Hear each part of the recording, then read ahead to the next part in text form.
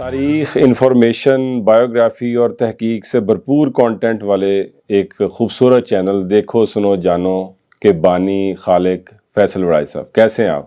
زبردست، ٹھیک ٹھاک ہیں، خیریت سے ہیں؟ اوکاڑا سے آپ اپنے کزن حسن جمال سے ملنے لاہور آئے اور لاہور کے ہو کے رہ گئے، اس کے بارے میں بتائیں ذرا، ایسا کیوں ہوا؟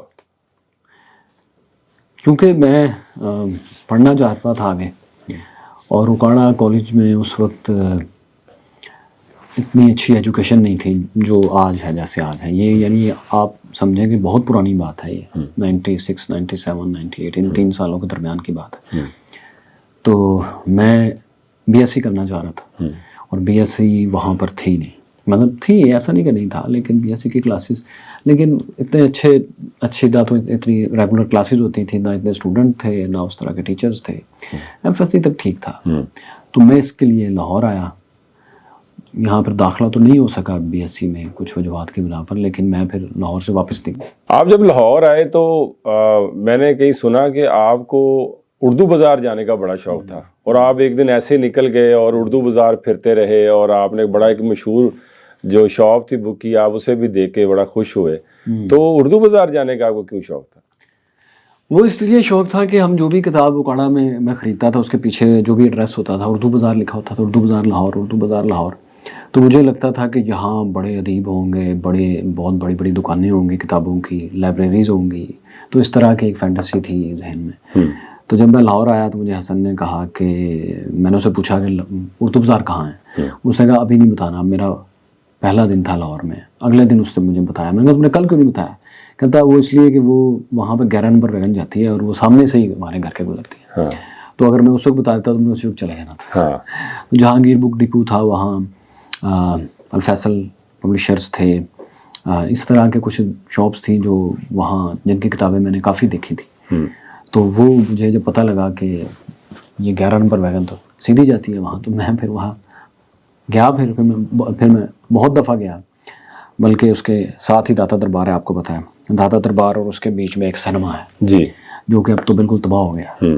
تو میں بعض اوقات اردو بازار بھی جایا کرتا تھا۔ اس سینما کے ساتھ ایک ربڑی والا بھی تھا، ابھی بھی ہے، تو اس سے ربڑی کا گلاس بھی پیتے تھے، فلم بھی بعض کو آپ دیکھتے تھے۔ بلکہ وہاں ایک دفعہ ایک بم دھماکہ ہوا، افسوسناک دور جب لاہور میں یہ سٹارٹ ہوا تھا، تو اس وقت بھی میں اس کے تھوڑے دور تھا۔ اسٹرگل کا جو آپ کا فیز تھا، میں نے جہاں تک آپ کے دوست بتاتے ہیں ہمیں، بڑا ہی کٹھن قسم کا دور گزرا، ٹیوشنز بھی آپ نے لیں، تو آپ بطور استاد اچھے استاد تھے، یا جیسے ٹیوشنز آج کل پڑھائی جاتی ہیں بچوں کو ویسے استاد تھے؟ کیسے خود کو ایز ٹیچر کیسے گریڈ کرتے ہیں آپ؟ میرے خیال میں تو اچھا ہی ہوں گا، لیکن یہ تو لوگ بتائیں گے۔ اصل میں جو چیز میں نے خود نوٹ کی اوور دا پیریڈ، وہ یہ ہے کہ میں انگیجنگ گفتگو کر لیتا ہوں، مجھ سے ہو جاتی ہے، میرا کوئی اس میں کمال نہیں ہے۔ اچھا، ہو سکتا ہے اوور دا پیریڈ یہ صلاحیت ڈیولپ ہو گئی ہو۔ تو میں نے جب ٹیوشنز پڑھائیں لاہور میں، تو اس میں بھی یہ ہوتا تھا کہ بچے جو تھے وہ سٹارٹ میں تو اتنے مجھے پسند نہیں کرتے تھے، لیکن کچھ دیر بعد وہ اپنے فرینڈس کو بھی لے آتے تھے کہ اس ٹیچر سے پڑھنا چاہیے، اور وہ بیٹھ کے پھر مجھ سے کافی دیر باتیں کرتے تھے۔ اور اس بات کا مجھے تب اندازہ ہوا جب میں ایک دفعہ عید کی چھٹیوں پہ گھر گیا، 4 دن کی چھٹی لے کے، جہاں میں ٹیوشن پڑھایا کرتا تھا۔ تو وہ اس زمانے میں فون تو تھا نہیں ہر بندے کے پاس، یہی ہوتا تھا ڈائل فون، بٹنوں والا فون، تو کہ کوئی مجھ سے پوچھ سکے کہ آپ کب کون سے واپس آئیں گے۔ تو جب میں آیا تو 4 کے بجائے 5 دن ہو گئے، کیونکہ 5واں دن سنڈے کا تھا، تو وہ بھی میرا آف تھا۔ تو جب میں گیا منڈے والے دن، تو سارے بچے جو تھے وہ گیٹ پر ہی کھڑے تھے، اور وہ ان میں 2 بچے باقاعدہ رو بھی رہے تھے کہ آپ نے 4 کہا تھا لیکن آپ نے 5 چھٹیاں کی۔ تو مجھے اس دن اندازہ ہوا کہ یہ بچے میرے سے بڑا پیار کرتے ہیں، اس لیے نہیں کہ میں بہت اچھا ٹیچر ہوں، اس لیے کہ میں ان کو شاید پڑھانے سے زیادہ انگیج کر رہا تھا، اور ان کو کہانیاں سنا رہا تھا۔ کہانی سے یہ مراد کہ ان کا جو بھی چیپٹر تھا اس کو پہلے میں خود پڑھتا تھا، اور میری چونکہ ساری ایجوکیشن اردو کی تھی، وہ ہم نے تو انگلش نہیں پڑھی ہوئی تھی، تو مجھے ان کی کتابیں پہلے خود پڑھنی پڑتی تھی، کیونکہ میرے لیے بھی وہ سب کچھ نیا تھا۔ تو اس کو پڑھنے کے بعد پھر میں ان بچوں کو وہ تمام چیز اپنے ذہن میں اتارنے کے بعد پھر ان کو ایک اچھے انداز میں، کہانی کے انداز میں ان کو سمجھاتا تھا، جو ان کو ایجوکیشن بالکل نہیں لگتی. تو یہ ان کو طریقہ بہت پسند تھا، ان کے رزلٹس بھی ٹھیک ہے، بلکہ میں ان کو ہوم ورک نہیں کرواتا تھا.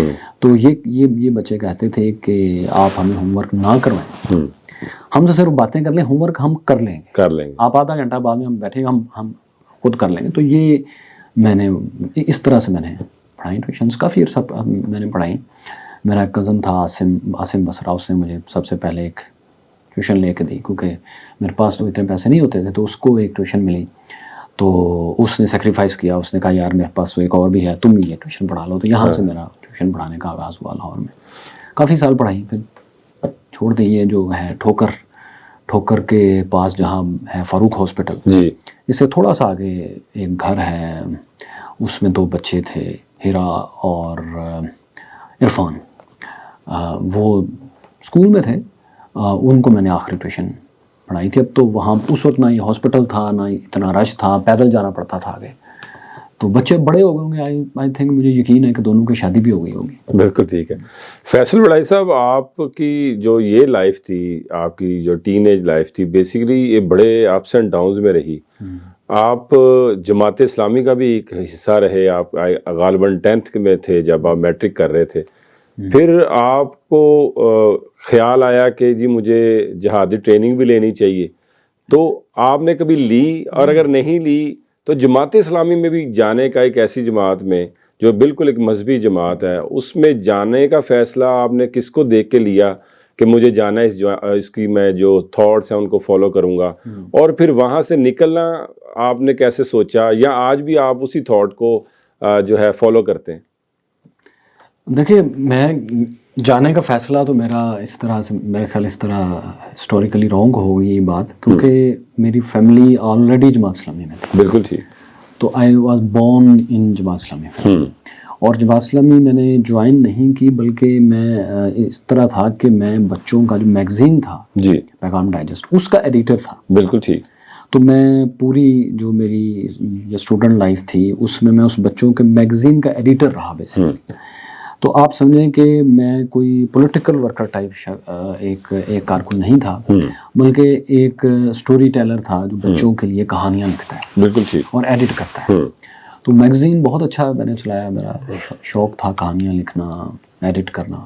تو 5 سال میں آلموسٹ رہا. تو وہ جو لوگوں کے ذہن میں اس طرح سے ایک پولیٹیکل جماعت اور مذہبی سیاسی جماعت کے حوالے سے آتا ہے کہ یہ کوئی جلوس نکالتے ہوں گے، نعرے لگاتے ہوں گے، وہ اس طرح کا نہیں تھا. یہ ایک لکھنے پڑھنے والا کام تھا. اور ظاہر ہے جب میں نے اپنے ارد گرد ہوش سنبھالا تو میں نے سید مودودی کی، حسن البنا کی، سید قطب کی تمام کتابیں پڑھی، اور جتنی بھی میرے گھر میں موجود تھی تقریباً ساری پڑھی میں نے. اور اس میں پھر یہ ہے کہ میرے ذہن میں بہت سے سوال اس وقت آئے، لیکن ان کا صحیح جواب نہیں مجھے ملتا تھا. لیکن اس وقت جو بھی ریشنلٹی تھی ریلیجیس حوالے سے، وہ ان میں کافی تھی. سید مودودی کی تحریر اور ان کا استدلال بڑا زبردست اور بڑا خوبصورت ہوتا تھا. ان کی تحریر پڑھنے میں بہت مزہ آتا تھا. ان کے رسائل و مسائل میں جو سوالوں کے جواب دیتے تھے وہ. اچھا، ان کی ایک کتاب تھی بہت مشکل، تنقیحات، جس میں کہ انہوں نے مسلمانوں پر، اسلام پر اٹھنے والے اعتراضات کا جواب دیا تھا. بیسیکلی انہوں نے مذہب پر اٹھنے والے تمام سوالات کا جواب دیا تھا. بڑی شاندار کتاب تھی. تو ان سب کتابوں نے مجھے بڑا متاثر کیا. لیکن ظاہر ہے یہ 50-60 سال پہلے کے خیال، جی، ماڈرن خیالات نہیں تھے، جبکہ ان تمام باتوں پر، ان تمام آئیڈیالوجیز پر بعد میں آنے والے بہت کچھ لکھ چکے تھے. تو وہ تو میرے پاس اویلیبل ہی نہیں تھا. اور اس کے بعد مولانا کی جو الجہاد فی الاسلام اور پردہ کی جو تھی کتابیں، انہوں نے بڑا متاثر کیا تھا. لیکن اس کے اندر بھی وہ جس طریقے سے، جس استدلال پر بات کرتے تھے، وہ تھا تو بڑا شاندار اور اردو میں بڑا اچھا لگتا تھا. لیکن وہ سوسائٹی کا مذہبی اینگل کو تو سیٹسفائی کرتا تھا، لیکن ایک ترقی کرتے ہوئے معاشرے کو ریپرزینٹ نہیں کرتا تھا. تو وہ میرے ذہن میں سوال رہتا تھا کہ انسانی حقوق میں اور ایک سوسائٹی کو آگے بڑھانے میں اور پوری دنیا کے ساتھ انٹیگریٹ کرنے میں تو مذہب اس طریقے سے اگر ہم چلیں گے تو وہ تو ناکام ہو جائے گا. تو وہ جو اویلیبلٹی تھی نا اس لٹریچر کی جو اور ان لوگوں کی جو اس خلا کو پر کر سکیں اور اس میں میری ہیلپ کریں کہ میں اس کے کاؤنٹر خیالات بھی پڑھ سکوں، تو وہ مجھے لاہور میں آ کے پھر وہ کتابیں ملیں، وہ لوگ ملے، تو پھر مجھے بڑا یہاں ایک وقت بھی ملا۔ تو جب میں ایڈیٹر تھا رسالے کا، بچوں کا، پیغام ڈائجسٹ کا، تو میں اکثر رہتا بھی وہیں تھا، رات کو بینچ پر ہی سو جاتا تھا۔ جو پیغام ڈائجسٹ کی جو کاپیاں واپس آئی ہوتی تھی، 5-10 لوگ منگواتے تھے، تو بعض اوقات واپس بھیج دیتے تھے، تو وہ رسی سے باندھی ہوتی تھی، ان کو سر کے نیچے رکھ کے سو جاتا تھا۔ تو وہیں بیٹھے بیٹھے میں نے پھر یہ سارا لٹریچر بھی پڑھا، رسل کو، اور بیسیکلی ریڈر ڈائجسٹ سے میں اکثر چیزیں جو ہے وہاں سے نکالتا تھا، کیونکہ وہ مجھے اتوار بازار سے آسانی سے مل جاتے تھے۔ اسی طرح پھر ڈاکٹر مبارک صاحب کی کتابیں پڑھی، سبت حسن کی کتابیں پڑھی، اس طرح پھر روایت فلسفہ پڑھی۔ تو وہاں سے پھر مجھے 360 اینگل پہ سوچنے کا موقع ملا۔ پھر پاکستان کی ہسٹری پر کچھ کتابیں پڑھی، پھر دنیا کی ہسٹری کے اوپر کچھ کتابیں پڑھی، جتنی بھی مجھے اس وقت میسر تھی۔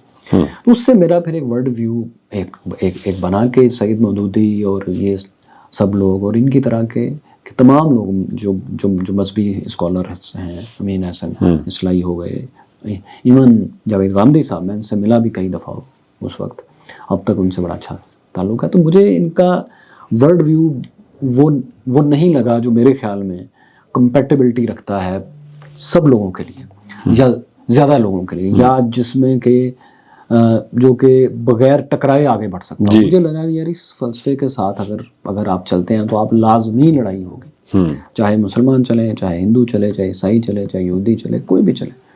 تو لہذا پھر میں نے میرے خیال میں میرا خیال اس حوالے سے بہت پختہ ہوتا گیا کہ ایک لبرل سیکولر معاشرہ ہی ایک اچھا معاشرہ ہو سکتا ہے۔